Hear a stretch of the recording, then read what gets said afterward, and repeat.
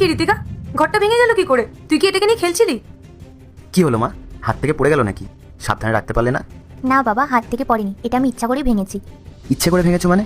এটা তো তোমার জমানোর লক্ষ্মীর ভার ছিল।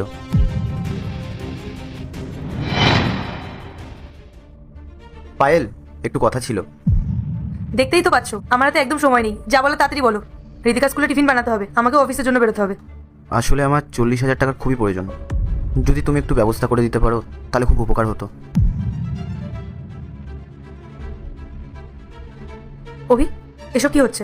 আর কতদিন এভাবে চলবে? কতগুলো মাস হয়ে গেল তোমার হাতে একটা কাজও নেই। সংসারের সমস্ত খরচ আমি একা হাতে টানছি, আর তারপরও তুমি আমার কাছে টাকা চাইছো। তোমার কি একবারও বিবেকে পাচ্ছে না? পায়েল, তুমি এইভাবে কেন বলছো? তুমি তো সার্ভিস করছো, ইনকাম করছো, তাই আমি ভাবলাম তোমার কাছে হয়তো কোনো সেভিংস জমানো রয়েছে। আমি কথা দিচ্ছি, পরিস্থিতি ঠিক হলে আমি সব টাকা ফেরত দিয়ে দেবো। পরিস্থিতি কবে ঠিক হবে অভি? ঋতিকার পড়াশোনার খরচ, সংসারের প্রতিদিনের খরচ, এইসবের কথা ভেবে আমি যে কটা টাকা জমিয়েছিলাম সব তোমারই ফালতু খরচে শেষ করে দেবো। আমার কাছে আর কোনো বাড়তি টাকা নেই, দয়া করে আমাকে আর বিরক্ত করো না। প্লিজ পায়েল, খুব বিপদ না হলে আমি তোমার কাছে হাত পাততাম না। আমার সিচুয়েশনটা একটু বোঝার চেষ্টা করো। আমি আর কিচ্ছু বুঝতে চাই না, তোমার এই ফালতু আবদার মেটানো আমার পক্ষে আর সম্ভব না। আর কত কিছু করবো আমি?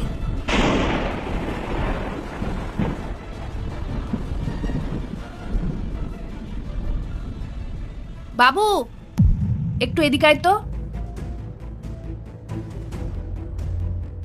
মা, এই অসময়ে ডাকলে কেন? কোনো শরীর খারাপ হয়েছে? না বাবা, আমি তোদের সব কথা শুনেছি। তোর টাকার দরকার খুব, তাই না? না মা, তেমন কিছু না। বাবু, আমি তোর মা হই, তুই আমার কাছে লুকোচ্ছিস? আসলে মা, আমি একটা সমস্যায় পড়ে গেছি।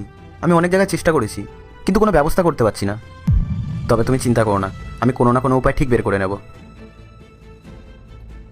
এই নে বাবা, এই সোনার চুড়ি দুটো তুই রাখ। এগুলো বন্ধক রেখে তুই টাকার জোগাড় কর, আর সেই টাকা দিয়ে তুই কাজে লাগা। এ কি মা, এটা তুমি কি করছো? এটা তো তোমার বিয়ের গয়না। না, এটা আমি নিতে পারবো না। আমি তো বললাম আমি ঠিক ব্যবস্থা করে নেব, তুমি কোনো চিন্তা করো না। আরে, মায়ের চোখকে ফাঁকি দেওয়া এত সহজ নয় বোকা। আমি তোর মা হই। তুই যখন ছোট ছিলিস তখন তোর একটা খেলনার জন্য আমি আমার কত শখ বিসর্জন দিয়েছি। আর আজ যখন তুই এত বড় বিপদে পড়েছিস, তখন আমি মা হয়ে বসে বসে দেখব?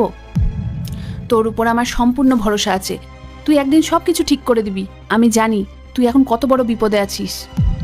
এই সময় আমি যদি মা হয়ে তোর পাশে না দাঁড়াই, তাহলে আমি কেমন মা হলাম? মা প্লিজ, আমাকে আর অপরাধী করো না। আমি এত বড় ছেলে হয়ে তোমার বিয়ের গয়না নেব, এটা আমি পারবো না। দেখ বাবা, আমার তোর উপর সম্পূর্ণ বিশ্বাস আছে। তোর যখন পরিস্থিতি ঠিক হবে, তখন না হয় তুই